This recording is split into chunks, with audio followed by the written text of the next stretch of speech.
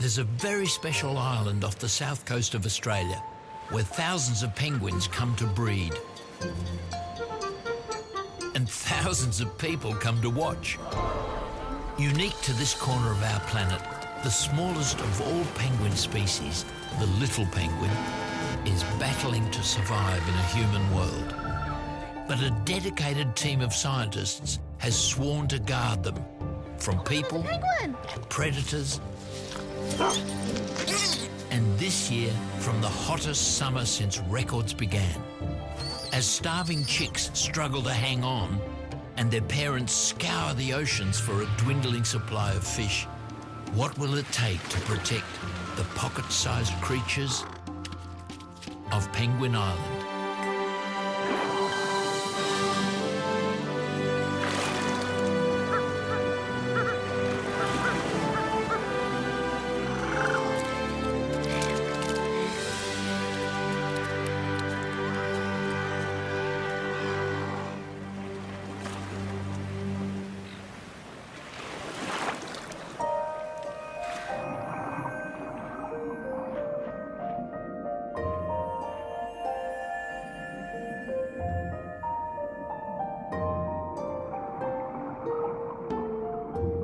Late in the afternoon, and the last chance for a little penguin called Bluey to grab a bite to eat before heading home for the night.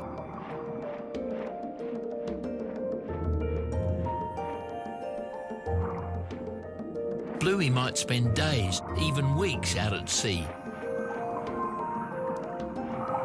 But he'll always eventually come back to the same beach at the largest protected little penguin colony in the world, on Phillip Island, Australia. And there'll be busloads of admirers to welcome him home. Penguin fans pour in from round the world. Everybody wants to catch a glimpse of these cute Aussie animals. I come from China. Yeah, from Germany, Bavaria. Taiwan. From the United States of America, Kansas City, Missouri. Yeah, we want to see the penguins.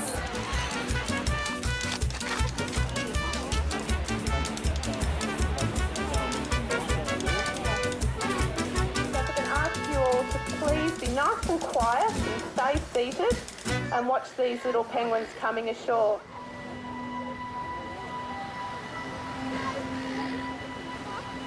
You can hear a pin drop as everybody waits for the first penguin to show. Penguins are nervy little things. Faced with the predator on land, they'd stand no chance of making a run for it. So, they won't risk coming out of the water till dark.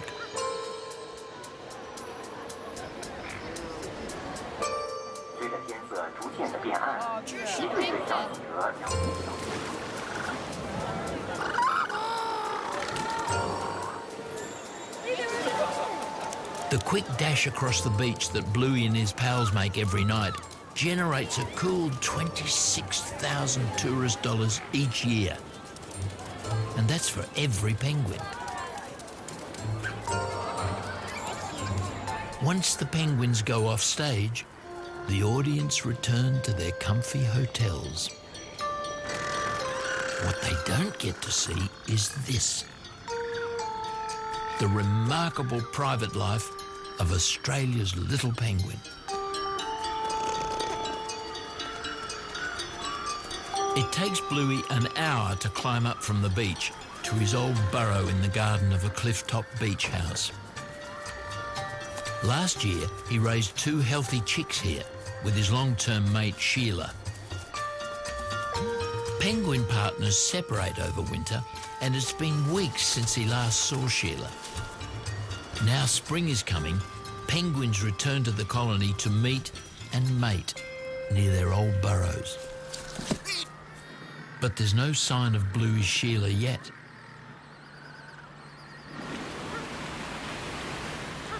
A 100 metres away, penguins are still clocking in.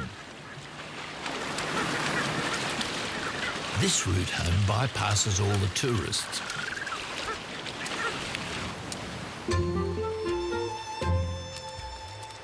Right at the back, a weary female begins the long hike up the cliff.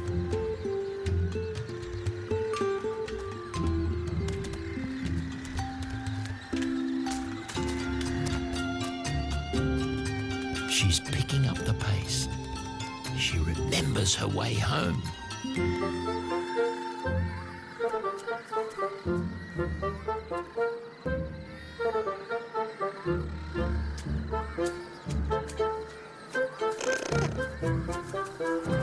Sheila and Bluey are reunited at last. They celebrate with the little penguin's unique courtship shuffle and then get down to business, starting a new family. The penguin breeding season has officially begun.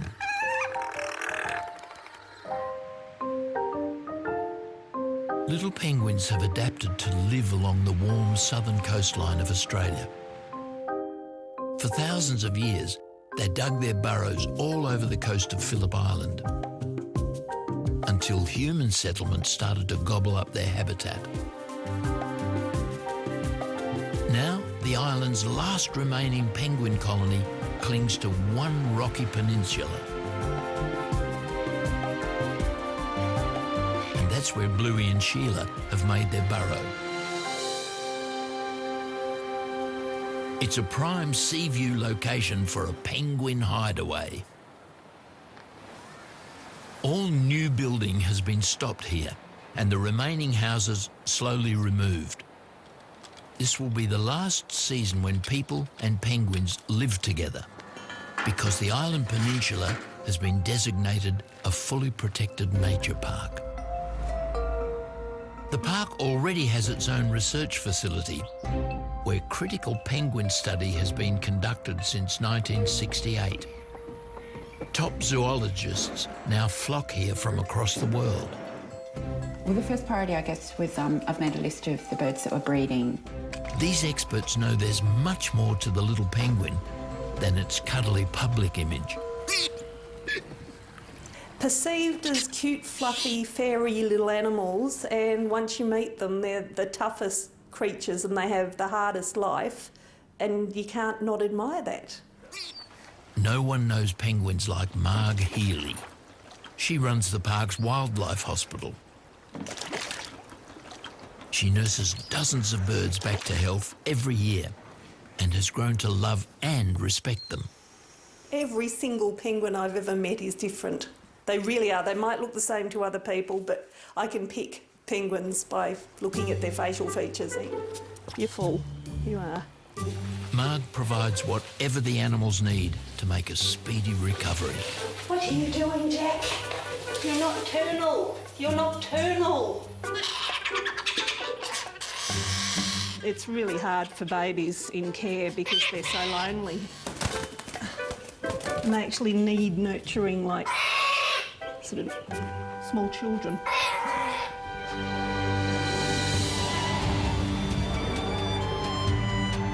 Springtime on Penguin Island means love is in the air.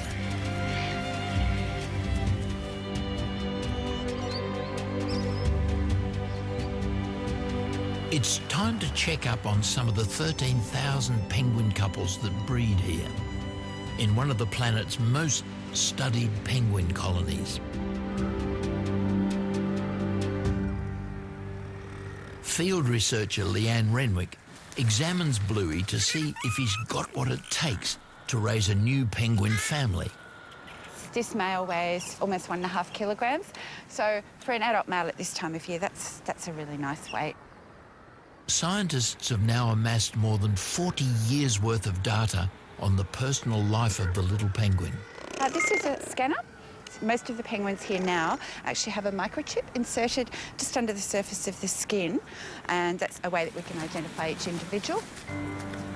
For some, home is a wooden nest box installed by scientists trying to safeguard the penguin habitat. Wherever they've built new facilities for tourists or where natural burrows are scarce, they've placed artificial burrows to encourage penguins to live close by. Like behind the kitchens at the Visitor Cafe, the successful new penguin housing project. After dark, the so-called Penguin Cafe springs into life as the males begin sparring for the best-dressed females and the best-appointed love nests. Penguins who live here are certainly not shy. They've grown used to the bright lights and the clatter of human activity. And in the breeding season, they give as good as they get. Too bad if you want a quiet cuppa after work. Once they've claimed a nest box, penguins won't tolerate uninvited guests.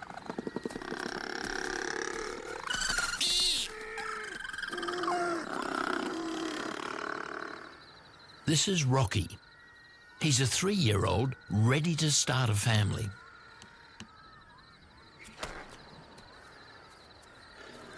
He's fitted out an A1 love nest. Now he just needs someone to share it with. Being a bit on the chubby side is the secret to attracting a mate. It shows you're a successful fisherman and can provide for a family. Tonight, the boys are scoring left, right and centre.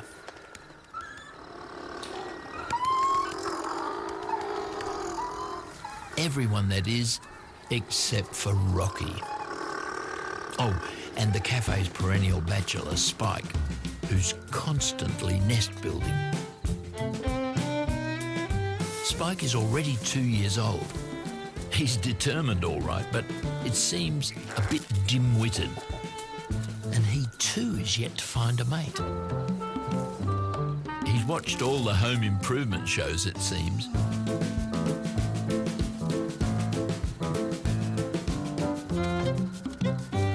He thinks he's quite the catch.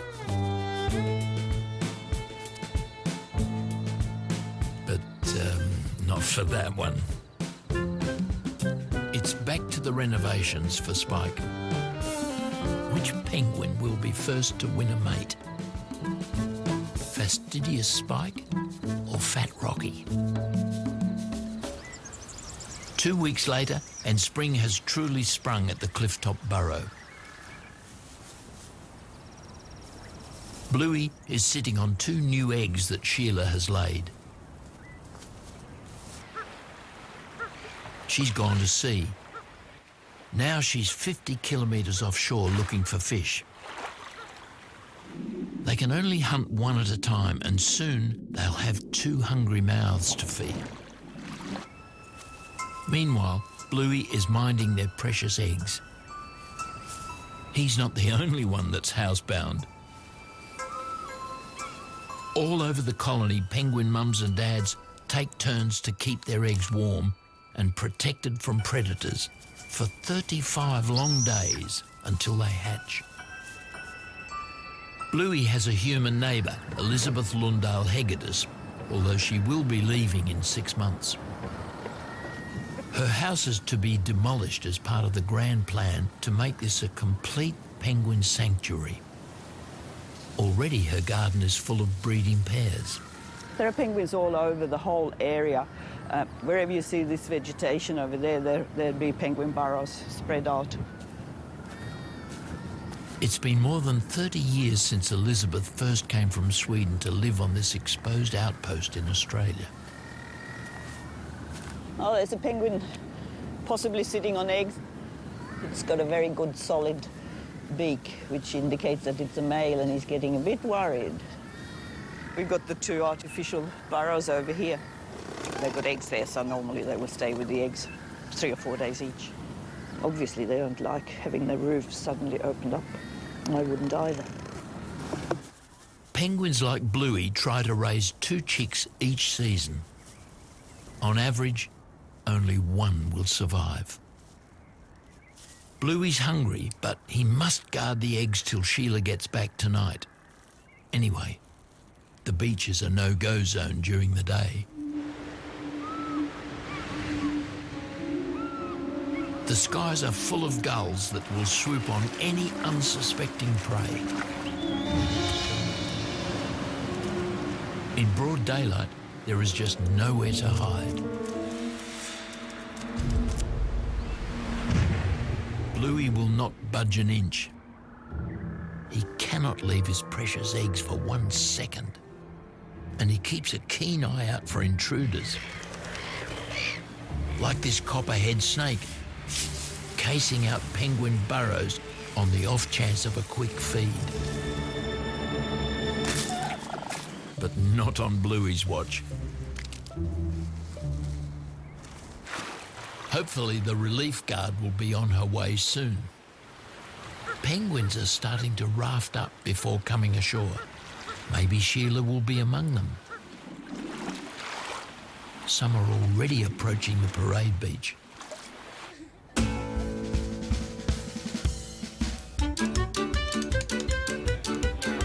Like many island locals, Elizabeth works here as a parade guide. You know that it's not till 7:15? Yeah, good. So that you don't...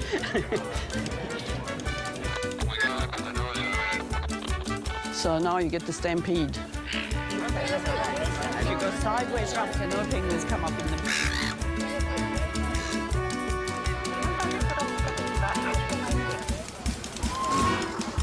Each night, without fail, the penguins shoot straight past the gawping masses and trundle on with their busy lives. 365 days a year, evening rush hour passes across Elizabeth's front lawn with a steady stream of honking commuter traffic. Bluey waits patiently for Sheila.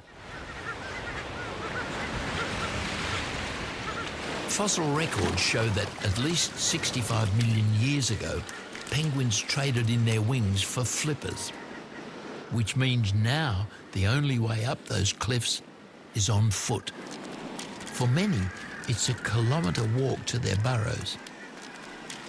That's a huge trek if your legs are only 6 centimetres long. Meanwhile, back at the Penguin Cafe, a group of eligible females arrives. With any luck, one will be Spike's perfect match.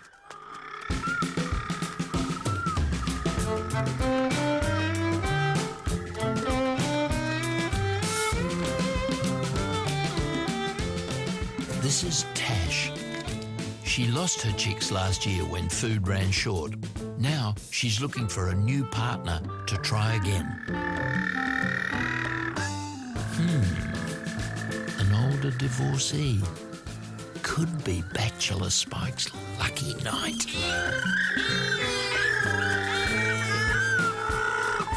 Courtship is notoriously rowdy.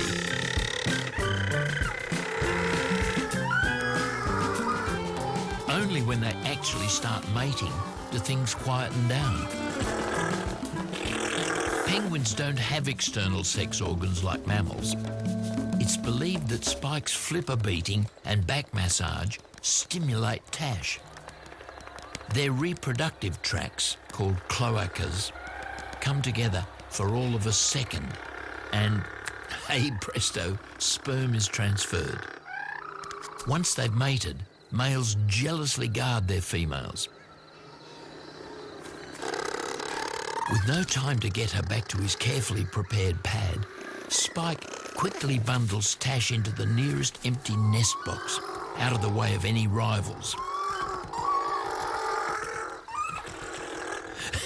It takes a moment for young Spike to realise that nest box is not in fact empty.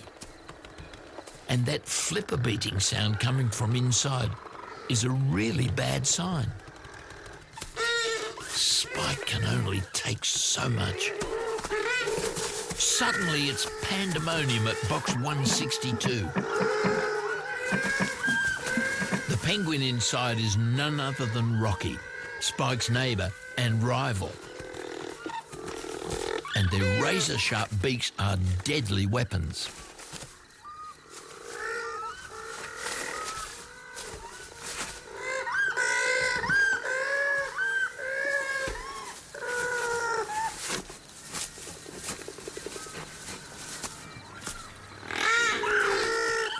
fight continues outside.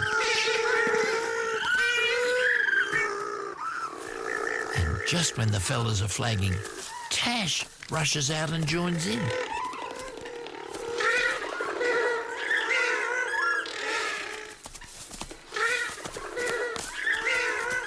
Having mated with both males, she's not sure just who goes with who right now. Spike settles it and shoves Tash into a box that is actually empty. Rocky is still short of a soulmate. Not far away, in Elizabeth's garden, Bluey, the loyal dad left to guard the eggs, is still home alone, waiting for his partner Sheila to return from her fishing trip. And then something starts to stir beneath him.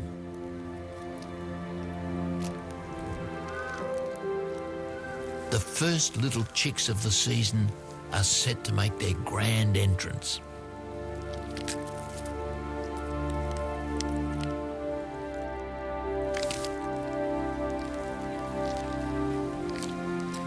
With a birth weight of just 45 grams, Sammy, the first hatchling, must try and eat his way to more than a kilo to increase his chances of survival at sea. He and his little brother Tom are very hungry now, but their father hasn't eaten in days. They need their mum, Sheila.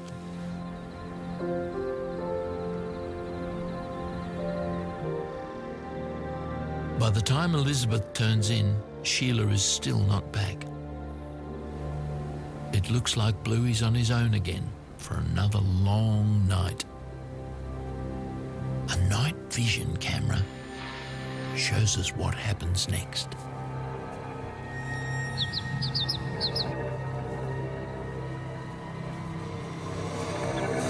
A fox has got in behind Elizabeth's house.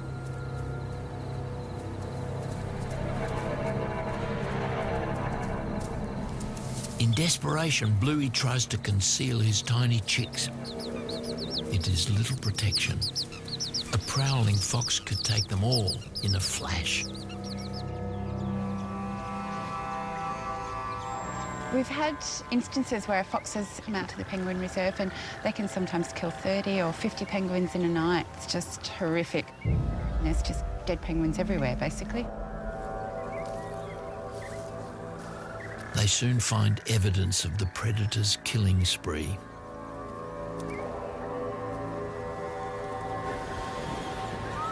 As she does her morning rounds, Leanne checks on Bluey's burrow. I actually think that I can hear tiny little chicks. Bluey and the chicks have escaped the fox, for now. This chick is probably about a day, one or 2 days old. And hopefully, Sheila will make it back to feed her hungry family.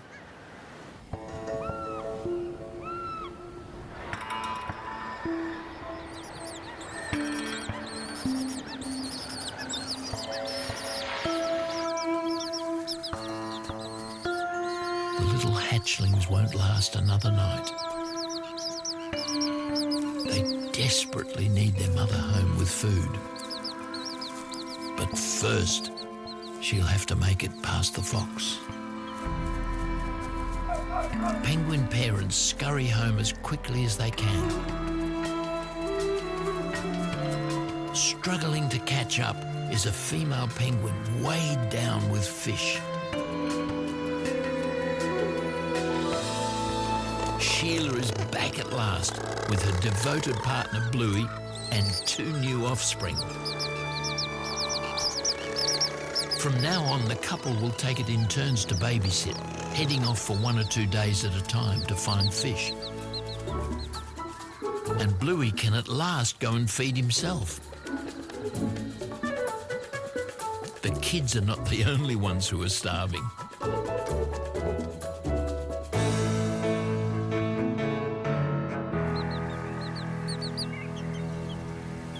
Sheila now gives the boys regular feeds. They've already survived gulls, snakes, and a prowling fox. But they are vulnerable while stuck on land, unable to feed or move fast from predators. And they've got another 8 weeks of it before they grow strong enough to feed themselves out there in Australia's Southern Ocean. Bluey's got his work cut out for him too. Trawling the oceans for fish for the family for 2 whole months is no mean feat. But they're plucky things, Australia's little penguins. Next on Penguin Island, Chicks, Sammy and Tom are old enough to be left home alone. It's time for the 2 young brothers to meet their fans. But sometimes people and penguins come too close. Then all of a sudden, there's a life to save on Penguin Island.